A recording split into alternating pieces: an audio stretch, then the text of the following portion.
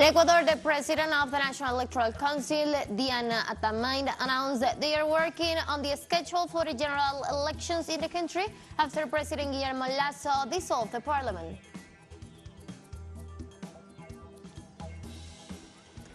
The government of Mexico announced the rescue of 4 migrants who have been kidnapped after using a large security development in the state of San Luis Potosí.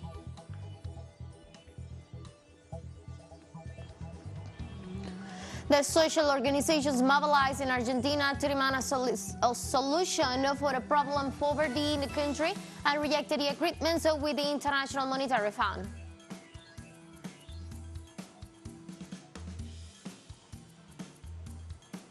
Hello, welcome to From the South. I'm Ana Marrero from the teleSUR headquarters in Caracas, Venezuela. We begin with the news. Stay with us.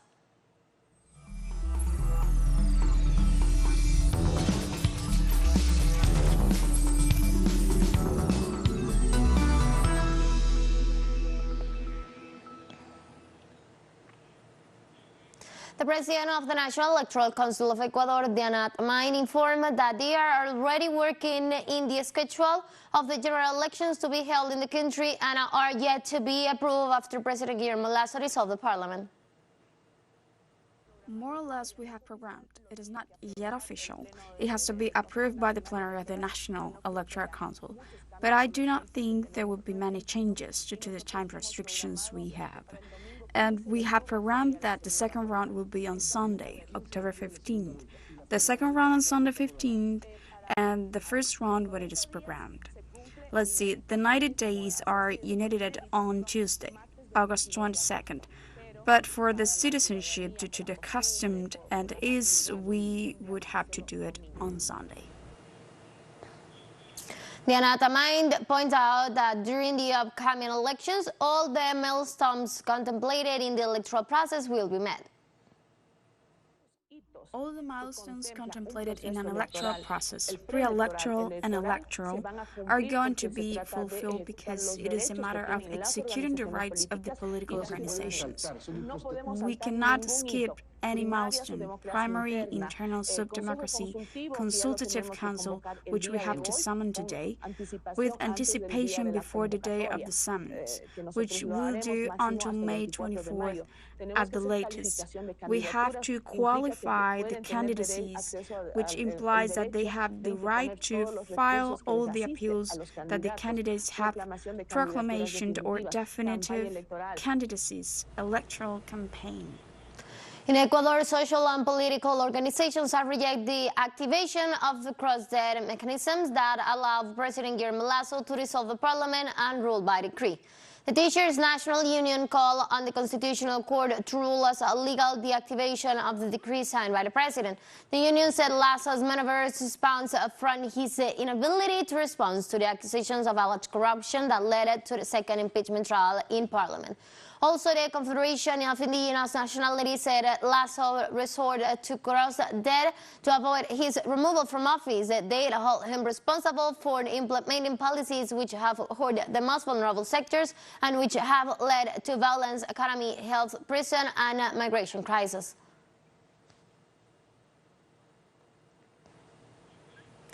On Thursday, the government of Mexico announced the rescue of 4 migrants who have been kidnapped after using a large security development in the state of San Luis Potosí. With a search operation that lasted more than 6 hours, the police of San Luis Potosí State Attorney General's office confirmed the rescue.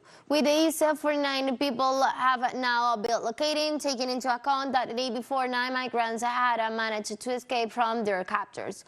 However, one more migrant and 2 others who were driving a bus in which they were traveling have yet to be found.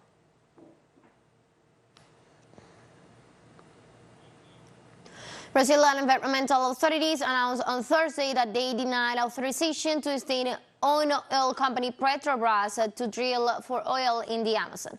According to the statement, the environmental agency denied Petrobras the licenses to carry out explorations drilling in the month of the Amazon River in the Atlantic Ocean. The decision will come by the environmentalists. The environmental agency stressed that prior presented by the Petrobras to the authorities has worked in inconsistencies for the safe operation in an area considered highly vulnerable for the socio-environmental point of view.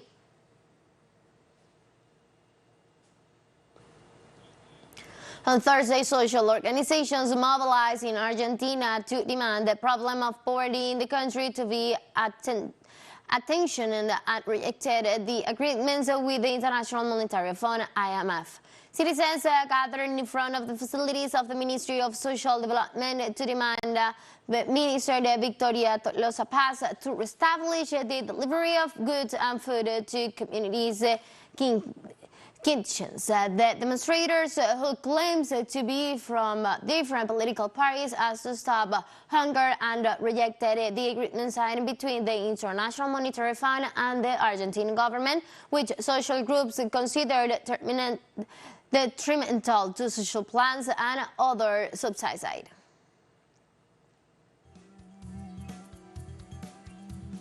Let's take a very short break now, but remember you can now follow us on our TikTok account as teleSUR English, in which you will be able to see news in different formats, news updates, and more. Stay tuned for more news.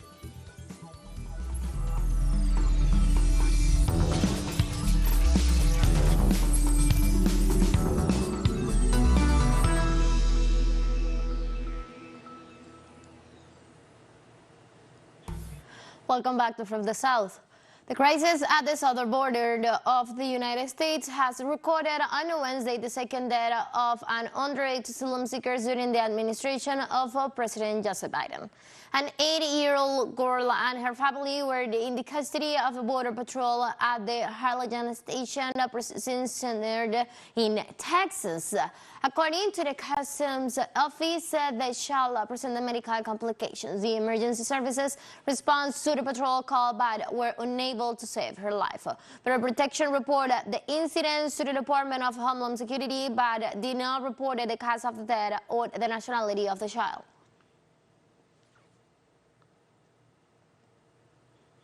On Wednesday, Montana became the first U.S. state to ban TikTok, with a law set to go into effect next year that fuels debate over the impact and safety of a popular video app.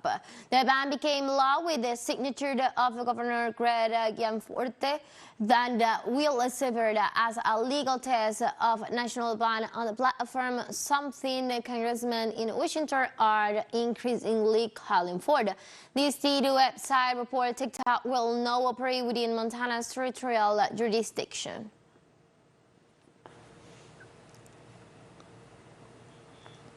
On Thursday, the U.S. President Joe Biden arrived in Japan to further the G7 summit to be held on Friday through Sunday in the city of Hiroshima.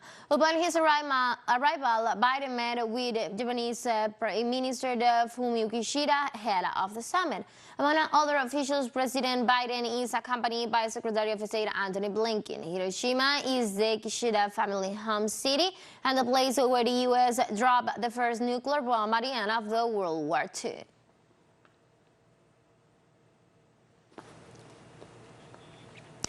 In Spain, the road transport sector called for a 24-hour general strike on May the 18th, called by the federal road transport sector.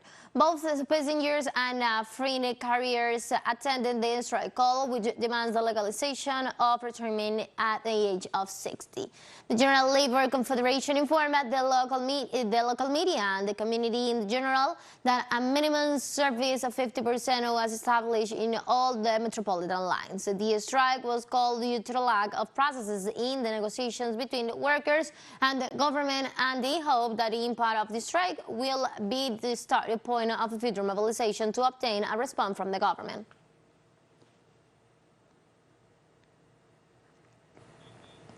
Activists from the German environmental group Let's Start Generation or Last Generation blocked traffic at 14 points in the Berlin on Thursday to demand stronger political actions against climate change.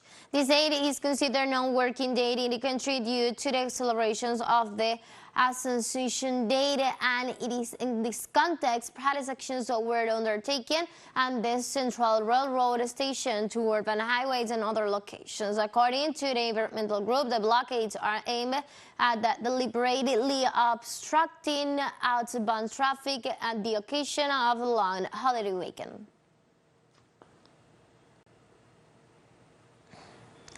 On Thursday, Russia confirmed a new 2-month extension of the Black Sea Grain Agreement, according to the government spokesperson Dmitry Peskov. The Kremlin spokesman also stated that the agreement is a partial result of negotiations with the participation of representatives of Turkey, Ukraine, and the United Nations. As for the guarantees of a Russian agricultural bank, Peskov said that several options are pondering and Seto is in motion to unblock the SWIFT system and make financial transfer feasible for Russia.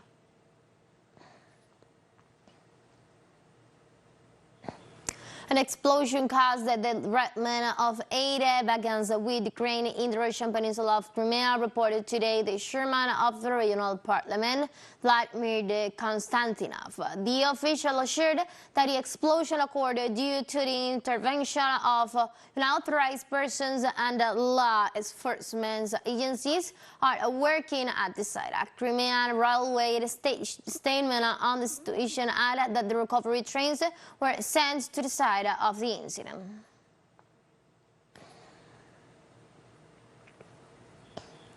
President of China Xi Jinping on Thursday met with Presidents Mirziyoyev of Uzbekistan in the framework of the first China Central Asian Summit being held in the western city of Shan. President Xi Jinping said his nation is willing to work with Uzbekistan to deepen comprehensive cooperations and jointly build a Chinese-Uzbek community with a shared future. I recall his state visit to Uzbekistan in September when the two presidents announced a new characterization of bilateral ties.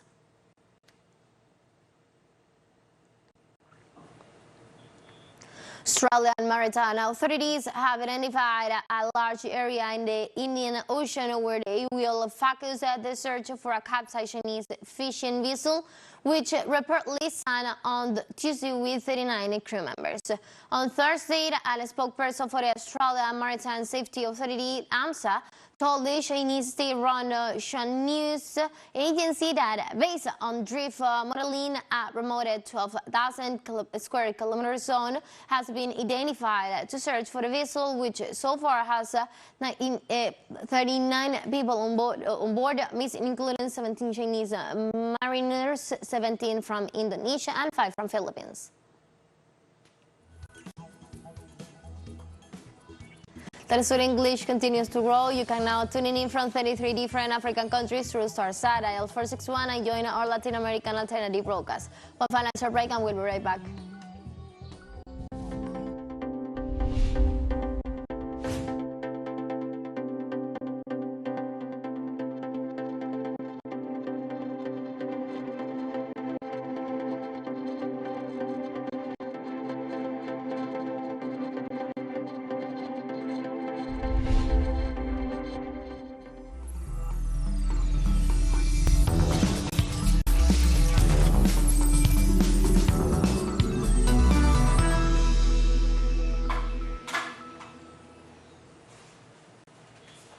Welcome back. On Thursday, New Zealand police arrested an arson suspect in the Wellington hostel fire that killed 6 people last Tuesday. The suspect has been charged with 2 counts of arson and is scheduled to appear in Wellington District Court on Friday. Meanwhile, the operation to recover victims continues. Police has rescued 2 bodies and expected to recover the remaining victims by Friday, but it will take several days to complete the examination of the scene. Scene examination will be extensive and methodical, and we expect it to take some time, likely several days, given the large size of the building. However, I can confirm that we are treating the fire as arson.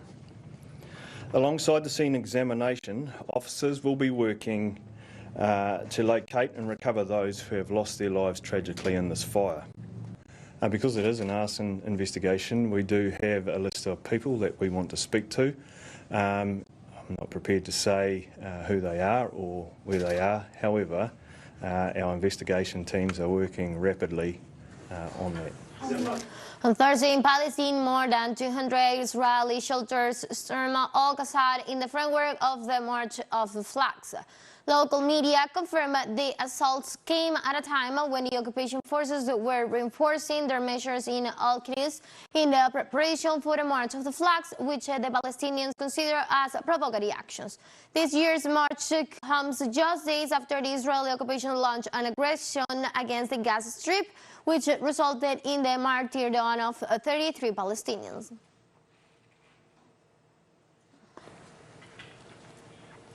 Meanwhile, in Jerusalem, foreign activities blocked road to prevent the Israeli nationalist demonstration.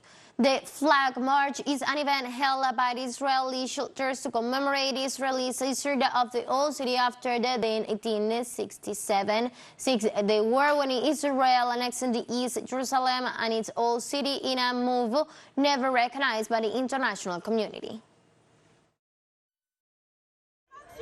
We're here to block off the settlers who are coming to the Flag March, and we're hoping to create a delay in their progression to the fascist march. Parliamentary representatives denounced on Thursday that the violence exercised in the last 4 months by the extremist group and criminals in the central Nigerian state of Plateau caused the death of more than 200 civilians. Congressperson Solomon Maren lamented that the figure including some 10 people killed in the last 2 days in the Magnum Kodos constituency. In a public statement, Maren also said that in view of the increase in violence in the communities, he asked the outgoing President Muhammad Buhari to order the additional deployment of security forces.